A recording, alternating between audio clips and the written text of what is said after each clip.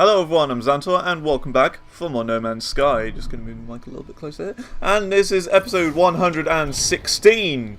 Last time we did a load of weird stuff to do with the storyline that I can't really remember because it was like 3 days ago. But oh well. So we're going to be moving on. Apparently we've got to learn 3 words as part of our next little questarino that we've got to do. For the Artemis storyline, which is what I'm officially calling it now, the Artemis storyline.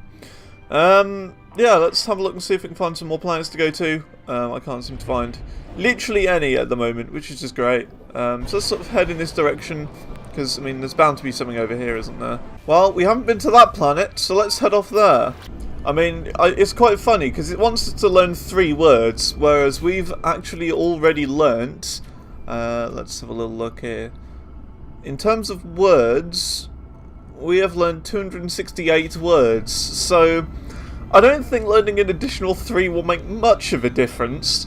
And hang on, let's just say, like, the maximum is like 261 or something like that, and like, we had like less than 3 more to discover. What would happen then? Would we just break the game? Like, if we just couldn't discover any more words? 5, 4, 3, 2, 1, and we're in the planet's atmosphere. Here we go. This looks a really cool planet. Like, it's a very dark red. It's like a crisp, like, burnt bacon look to it, you know? That's how it looks to me already. It's like a burnt bacon look. And again, it seems to be another one of these sorts of planets that I don't particularly enjoy that much. It's sort of one of these, like, really hot planets or like really acidic planets. It's the same sort of thing. I don't understand why we don't get like really nice lush forests and stuff. I think it's just sort of luck based. It really is. But anyway, episode 116. Here we are. Since the last video, some interesting things have happened. A fair bit actually. The main thing that I will really talk about in this video is that my I found out that 1 month ago, like literally a month ago, my EA account had been hacked. I know, and that was a weird little glitch. Yeah, my EA account had been hacked. I don't know how. I was very confused as to how and why it happened, but yeah, apparently it just, you know, been compromised. I don't really understand how it happened, but, you know, whatever. So, of course, I instantly went on to EA support and got my account back. And, yeah. Now, you're probably thinking, well, how did you realise it was hacked in the first place? Well, I realised it had been hacked simply because I couldn't log in when I know my password off by heart.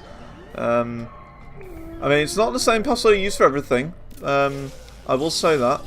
Because, like, I remember I made an EA account, like, ages ago, like, such a long time ago, and it's still got, like, my original first ever password. So, I will say this, it was a bit simple. Can I scan this guy? Dude, let me scan you! The scanner in this game is really bad now. It's very, very bad, compared to what it used to be. But yeah, like, it was the same password I used, like, back in the day when you weren't required to use all caps and stuff. You know, you had to use, well, you could use whatever you want as your password. You know, back in the day where you weren't forced to use a capital and a hashtag and, like, all that weird stuff. Or, like, a symbol. Not necessarily a hashtag. I mean, I'm not giving my password away. No, I don't actually have a hashtag in my password. But yeah, like, yeah, it's like when you weren't required to use symbols and stuff. So it was a very simple password. It was long though. I mean, it was, you know, I would call it unguessable. But yeah, I tried the password that I used, like, a lot when I was younger, and yeah, it was just, no, just didn't want to work at all. So I thought, something's wrong here. So I tried typing it in again, as anyone would do, because, you know, just typed it in wrong, haven't I?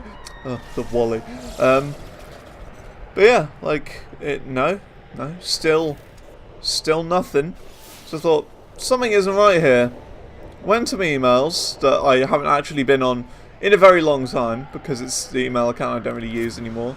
And it said, on the 12th of August 2017, I requested a password change. I was on holiday then, and there was no reason that I would ever need to change my password there and then. And I haven't changed my password, so I knew it wasn't the case. So I thought, this is strange. Then the email address had changed to quanoise10@gmail.com, and I'm saying that because I want to punish this guy.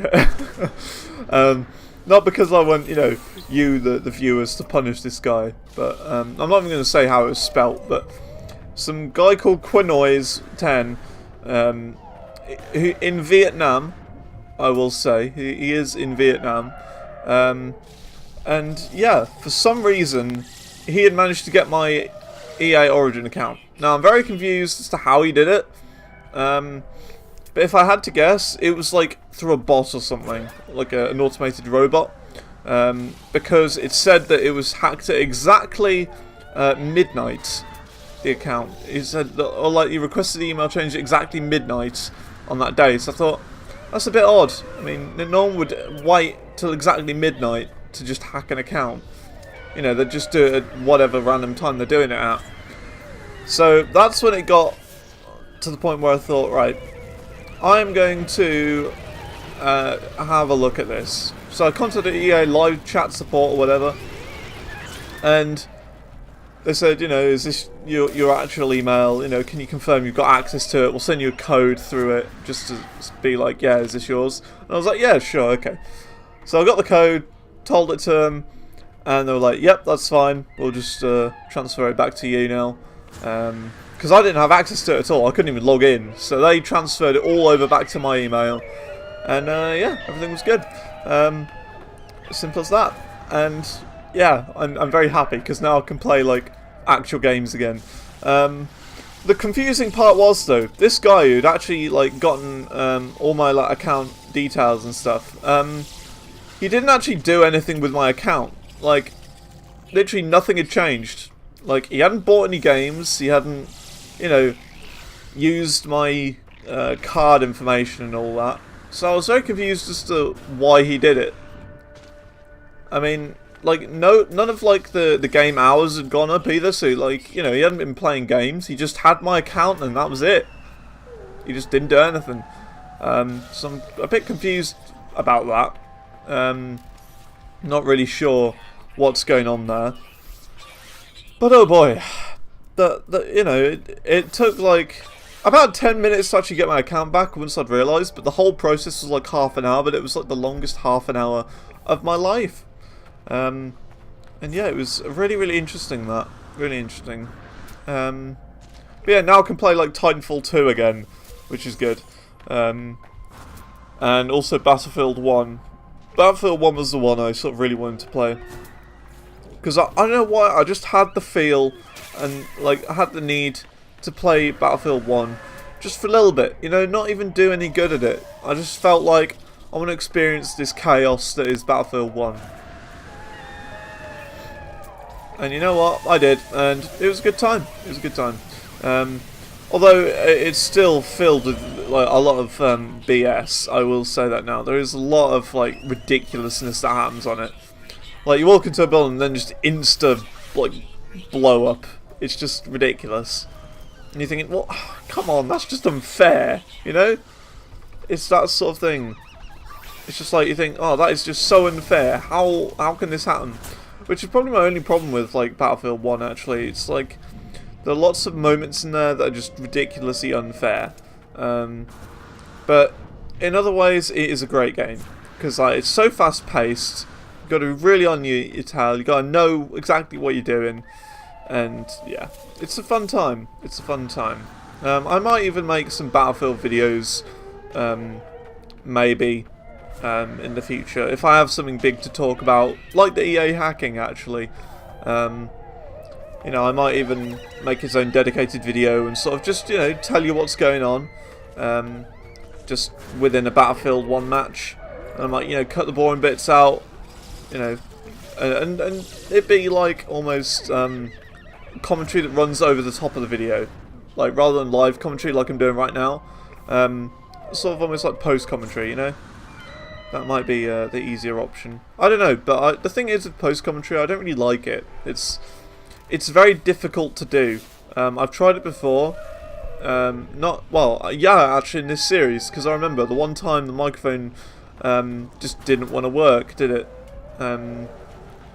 Yeah, like it was somehow turned off when I updated my video settings. I remember that.